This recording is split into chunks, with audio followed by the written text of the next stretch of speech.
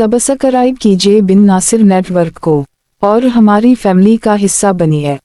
दोपहर से शाम हो गई थी। बहुत इंतजार के बाद ऑपरेशन थिएटर के दरवाजे खुले और डॉक्टर बाहर निकले। वलीद फौरा डॉक्टर की तरफ बढ़ा था। मेरा भाई, इसके लहजे में बहुत बेचैनी थी। I am sorry. उनकी हालत काफी नाजुक है। सर पर शदीद चोट आई है। अगले 48 घंटों में अगर उनको होश नहीं आया तो हो सकता है वो कोमा में चले जाएं और उनकी कमर में काफी चोट आई है। स्पाइनल कॉर्ड इंजर्ड हुई है। अब वो सारी जिंदगी कभी चल नहीं पाएंगे। डॉक्टर उनको तल्ख हकीकत बताता चला गया। वलीद की आंखें सुर्ख हुईं।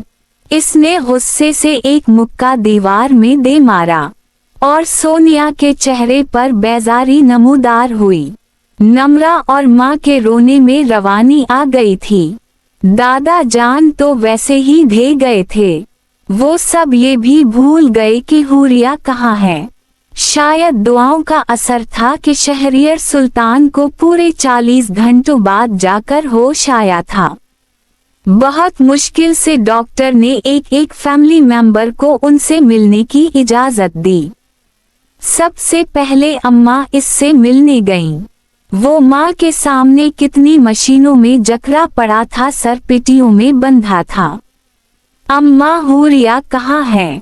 उसने अपने जिस्म की सारी ताकत को इकट्ठा किए सवाल किया। उसे उस वक्त भी सिर्फ हुरिया की फिक्र हो रही थी। अम्मा शर्मिंदगी से चेहरा झुका गईं। मैं नहीं जानती बेटा, वो हमारे साथ हॉस्पिटल आई थी। इसके बाद इसका सोनिया से कोई झगड़ा हुआ और गुस्से से वो अस्पताल से कहीं चली गई। वो घर भी नहीं है। मैं नहीं जानती वो कहाँ है। वो आंसू बहाती सर झुकाए अब शर्मिंदा थी। शहरियर को सांस लेने में तकलीफ होने लगी।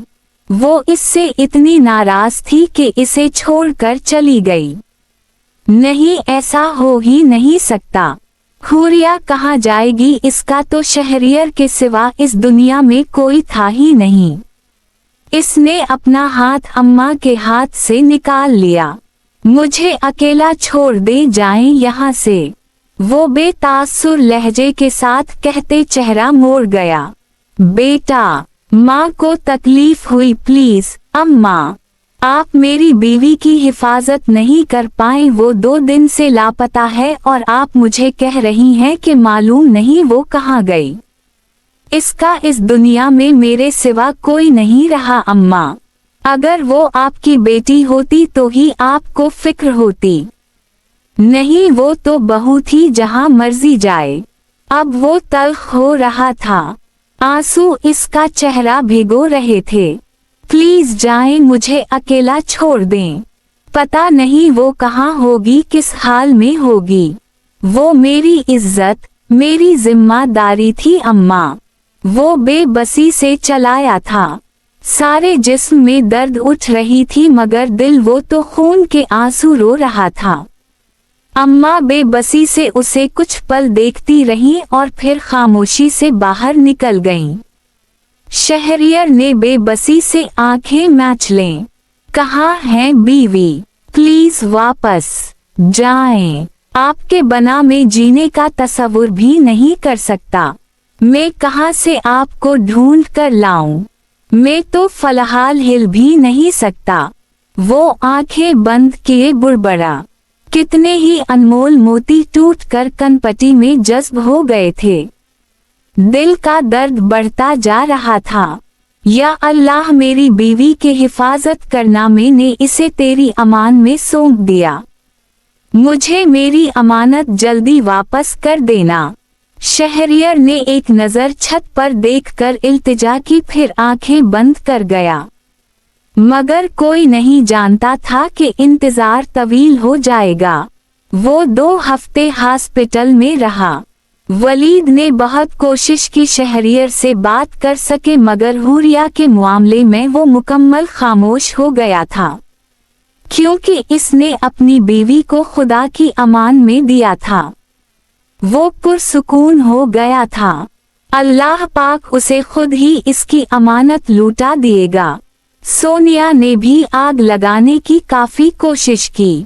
बहुत मोहब्बत प्यार करते थे ना। जब उसे पता चला सारी जिंदगी के लिए माजूर हो गए हो, वो भाग गई।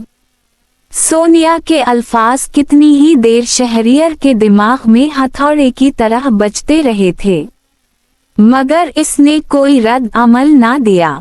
बस इससे वो चादर वापस ले ली जो इसकी बीवी की थी। सोनिया ने भी एहसान किया, रखो अपने ही पास, मुझे किसी की उतरन पसंद नहीं, चाहे फिर वो कपड़ा हो या मर्द।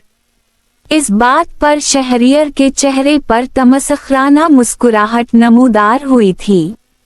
शहरियर के माजूर होने की वजह से हुरिया तो उसे कभी छोड़कर ना जाती, मगर सोनिया के दिल से वो उतर गया था।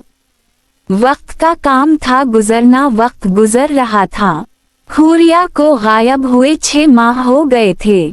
ना इसे शहरियर ढूंढ सका ना वलीद। वो वलीद के हाथों से बचकर कहाँ गई कोई ना जान पाया। मगर इस अरसे में शहरियर बहुत बदल गया था। इसे एक पल के लिए भी सुकून नहीं मिलता था। वलीद की तो वो शक्ल देखना भी नहीं चाहता था, मगर फिर भी इसके सामने वो कोई रद्द अमल नहीं देता था। ना कोई इससे हुरिया की बात करता था। हुरिया को वो अपने सीने में दफन कर गया था। मोहब्बत आज भी इतनी ही शदीद थी, मगर अब वो वेलचैर पर आ चुका था। वो लोगों का मोहताज होकर रह गया था। ऊपर से 6 माह से हुरिया को देखा नहीं था, ना जाने वो किस हाल में होगी। एक उम्मीद ये भी थी कि शायद कभी उसे वापस मिल ही जाए। अगर वो वापस आई तो क्या शहरियर इस काबिल था कि उसे कबूल किया जाए? जो भी था वो अब तक इसके निकाह में थी, उसकी बीवी थी। जब इसे बहुत स्ट्रेस फेल होता वो आंखें बंद किए इसका चेहरा अपने तस्वुर में लाता और सिर्फ एक फकरा बोलता, आप शहरियर सुल्तान का सुकून है बीवी। और इसके बाद वाकई उसे सुकून आ जाता। वलीद इसके साथ नॉर्मल बातचीत करता, शहरियर भी नॉर्मल बुत कर लेता, मगर अब वो प्यार, वो भाइयों की दोस्ती, वो सब कहीं खो गया था। To be continue.